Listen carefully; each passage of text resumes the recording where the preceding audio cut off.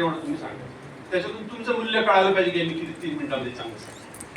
आणि ते सांगताना तुम्ही कागद असू द्या, सगळं असू द्या, प्रेझेंटेशन बरोबर असू द्या, काही बरोबर असू द्या, हे सगळे माध्यम आपल्या बरोबर असणार आहे, ते घेऊन तुम्ही ते प्रेझेंटेशन करायचं. बरोबर आहे. दुसरी गोष्ट, आता हे 1 ते 40 मुद्दे आहेत, त्यातले काही मुद्द्याबाबत मी फक्त बोलतो. आता माती परीक्षणाच्या आधारे कृषी निविष्ठाच्या वाजवी वापरासाठी हा मुद्दा आहे. म्हणजे नेमकं काय करायचं आपल्याला, की आपण आपले जे जमिनीमध्ये मातीचा नमुना घेतो, बरोबर आहे, तो नमुना कसा घ्यायचा, कोणत्या पिकासाठी घ्यायचा. आता हे पण तुम्ही सांगायचं की आपण व्हेजिटेबल क्रॉप्स असेल, फळ पीक असेल, जे महत्वाच्या पिकासाठी माती नमुना कमीत कमी घेतला पाहिजे सांगितलं पाहिजे. फारच मायनर पिकं असतील, त्यांचं जनरल ॲव्हरेज त्याची आरोग्य पत्रिका असते, त्याची माती नमुना घ्यायची गरज नसते, किंवा त्या गावाच्या आरोग्य पत्रिकेवरून तुम्ही त्या शेतकऱ्याला मार्गदर्शन करू शकता. बरोबर आहे. आणि त्या अनुषंगाने कशा निविष्ठा वापरायच्या हा मुद्दा तुम्ही सांगितला गेला. दुसरा मुद्दा आहे घरगुती चाचणी पद्धतीने बियाण्याची उगम क्षमता तपासणे. कारण बऱ्याच वेळा शेतकऱ्याचं घरचं उत्पादित झालेलं बियाणं निवड पद्धतीने त्याने घरात ठेवलेलं असतं, कमी आरळापट झालेली असते, ते व्यवस्थित ठेवलेलं असतं, नेमकं त्याची त्या पद्धतीने आता ते पेरायच्या वेळेस ते खरोखर योग्य आहे की नाही हे पाहण्यासाठी त्याची उगम क्षमता तपासतो. आणि ते उगम क्षमता तपासण्यासाठी तुम्हाला ते माहिती आहे काय काय करायचं, काय काय मटेरियल लागतं, ते कसं कसं करायचं. बरोबर आहे. आणि हे बीज केल्यामुळं आपला काय फायदा होणार हे तुम्ही स्पष्टपणे त्यातून सांगितले. बीज प्रक्रियामुळे बीज प्रक्रिया केल्याने काय होतं नेमकं, की त्याच्यावर जसे काही सीड बॉर्न डिसीज असते ते कमी होतील, नायट्रोजन फिक्सिंग कॅपॅसिटी वाढेल. बरोबर आहे. चांगली उगम क्षमता पुढच्या काळात राहील, शेतकऱ्याला योग्य प्रकारचं बियाणं टाकून अधिक उत्पादन घेता येईल. त्याच्याबाबतचं नेमकेप्रमाणे बीज प्रक्रिया आणि आपल्याकडं प्रचलित असलेल्या पिकावर कोणती बीज प्रक्रिया केली पाहिजे ते तुम्ही अधोरेखित केलं पाहिजे. BBF द्वारे पेरणी.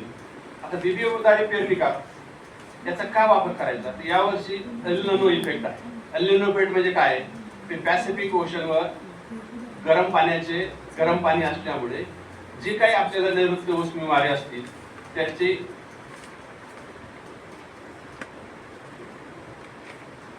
नैऋत्य मोसमी वारे असतील त्याचा परिणाम होईल. गरम याच्या झाल्यामुळे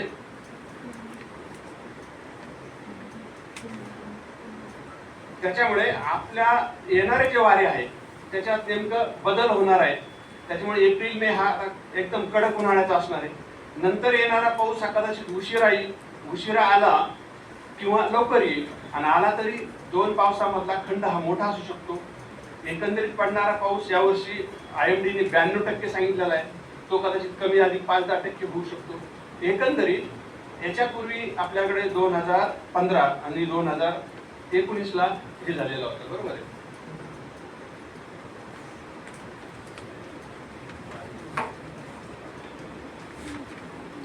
तर याचा परिणाम कसा होतो, तर आपल्या पिकावर होणार आहे. बरोबर आहे. मग अशा वेळेस काय करावं लागेल की आपल्याकडं त्याच्यासाठी प्रयत्न काय करायचा आपल्याकडे, की पाण्याची मोठी चणचण असणार आहे, मॉइश्चर स्ट्रेस जास्त असू शकतो. मॉइश्चर स्ट्रेस असू नये म्हणून तुम्हाला काय करावं लागेल, की आपल्याकडे पीक कोणते सोयाबीन आहे, तर सोयाबीन BBF पेरणी केली पाहिजे. ब्रॉड बेड थोडं यासाठी काढले पाहिजे की कमी पाणी आलं तरी ते पीक दग धरलं पाहिजे.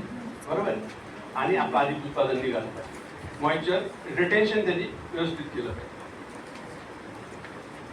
नंतर सुपर केन नर्सरीज काय आहे की आपल्याकडं जुन्नरमध्ये 10,000 आहे, किंबहुना पूर्ण आपल्या याच्यामध्ये शिरूरचं काहीतरी 36,000 आहे, ह्या 2 तालुक्याचे 5,000 आणि 4,000 हेक्टर क्षेत्र आहे. एवढ्या क्षेत्रावर एल निनोचा इफेक्ट होऊ शकतो. एल निनोचा जास्त इफेक्ट कशावर होतो, ज्याला जास्त पाणी लागतं. आपल्याकडे राईस आहे, सोयाबीन आहे आणि ऊस आहे, या 3 पिकाला जास्तीत जास्त फटका या वातावरण बदलामुळे होऊ शकतो. तर आपल्याला याच्यामध्ये उपाययोजना करावं लागेल. एक तर पाणी बचत करावं लागेल, किंवा कमीत कमी पाणी 2 पीक आणावं लागेल, आणि कमीत कमी खत व्यवस्थापन सुद्धा त्या पद्धतीने आपल्याला करावं लागेल. बरोबर आहे.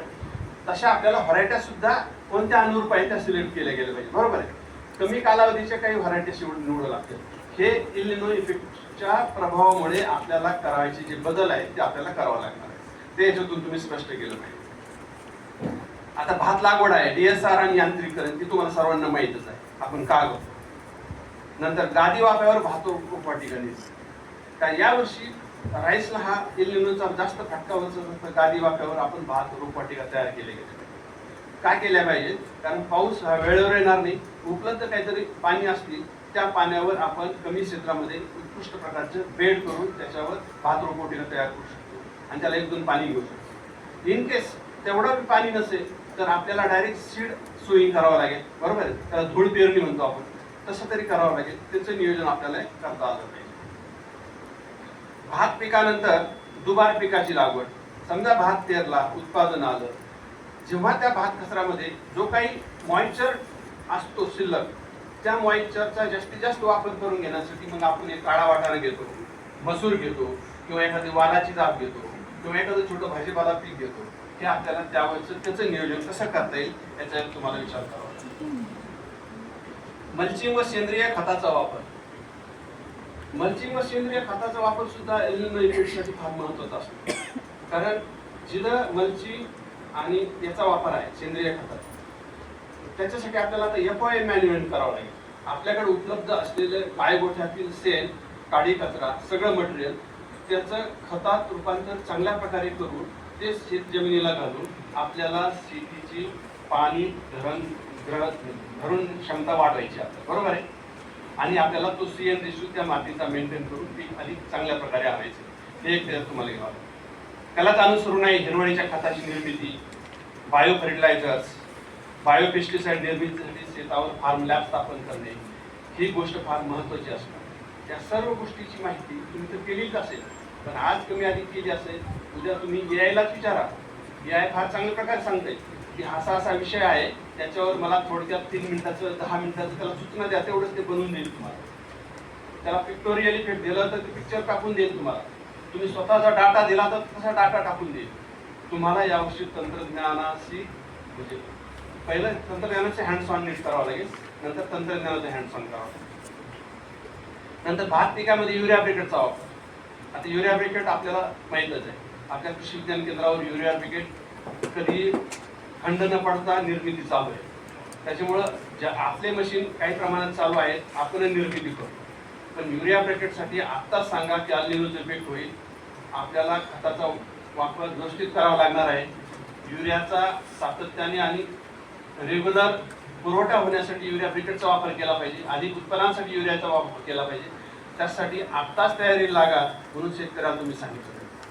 जे काही छोटे मोठे गट आहेत भात उत्पादनामध्ये, शेती उत्पादन गट, त्यांना एकत्र घेऊन तुम्ही युरिया ब्रिकेटचं महत्त्व पटवून देऊन आत्ताच बुकिंग करायला. नंतर बायोचार निर्मिती. बायोचार निर्मिती माहिती आहे सगळ्यांना, बरोबर. म्हणजे शेतामधला सगळ्यात काही प्रकारचा जो बायोवास असेल तो पूर्ण राख न होता अर्धवट अवस्थेत जाळणं आणि तो जमिनीमध्ये मिक्स करणं, जेणेकरून पाण्याची ग्रहणशक्ती वाढवणं. तो बायोचारचा वापर, ते निर्मिती करून वापर करायचा, हे तंत्रज्ञान आहे. ऊस पाचट व्यवस्थापन तुम्हाला रेग्युलर माहित आहे. निंबोळी अर्क, दशपर्णी अर्क, निमास, ब्रह्मास्त्र, जीवामृत, बीजामृत याच्यासारख्या 24 जैविक निविष्ठा निर्मिती कशा करायच्या यावर तंत्रज्ञान तुम्हाला माहिती आहे किंवा तुमच्याकडे डॉक्युमेंटेशन.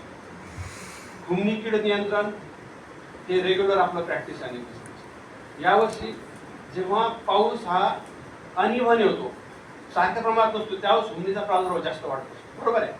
कारण रेग्युलर पावसामुळे सतत पाणी जर जमिनीत असेल तर बऱ्याच वेळा घुमणीच्या आळ्या मरतात. यावेळेस तसं होणार नाही, त्याच्यामुळे जास्त प्रमाणात उद्रेक होऊ शकतो. पण त्याची उपाययोजना तुम्ही व्यवस्थितपणे शेतकऱ्याला सांगितली पाहिजे.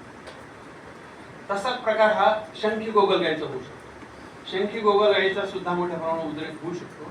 ऑलरेडी आपल्या सह्याद्री घाटामध्ये शंखी गोगलगाय आहे.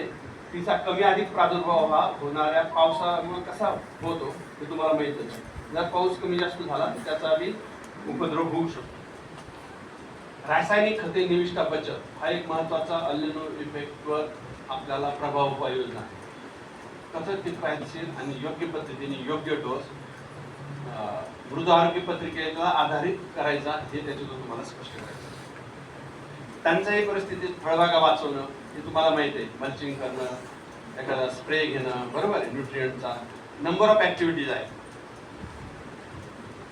नैसर्गिक शेती करण्यासाठी शेतकऱ्याला प्रवृत्त करणे, एल निनो बाबत जागरूकता करण्यासाठी शिवार फिर, आता बऱ्याच वेळा आपल्या ह्या उपाययोजना मी सांगतो ना, हा अल्निनोशी रिलेटेड क्लायमेट चेंजवर होणारे परिणाम म्हणून आपण आपल्या उपाययोजना त्याच्यात स्पष्टपणे अधोरेखित करायच्या.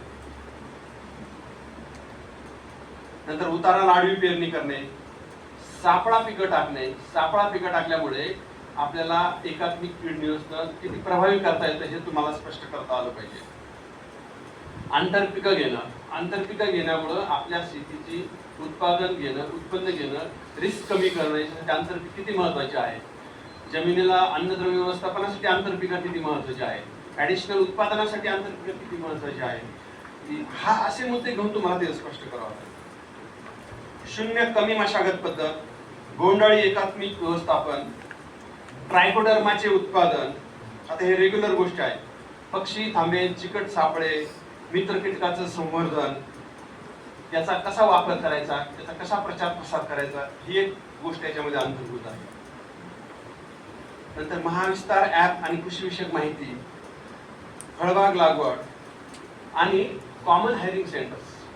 आपण शिरूर तालुक्यात प्रचंड आपण यावर्षी कॉमन हायरिंग सेंटर सगळ्याच तालुक्यामध्ये आपण कॉमन हायरिंग सेंटर, हे कॉमन हायरिंग सेंटर शेतकऱ्यांच्या त्यांना सांगा तुम्ही प्रचार प्रसार केलं पाहिजे.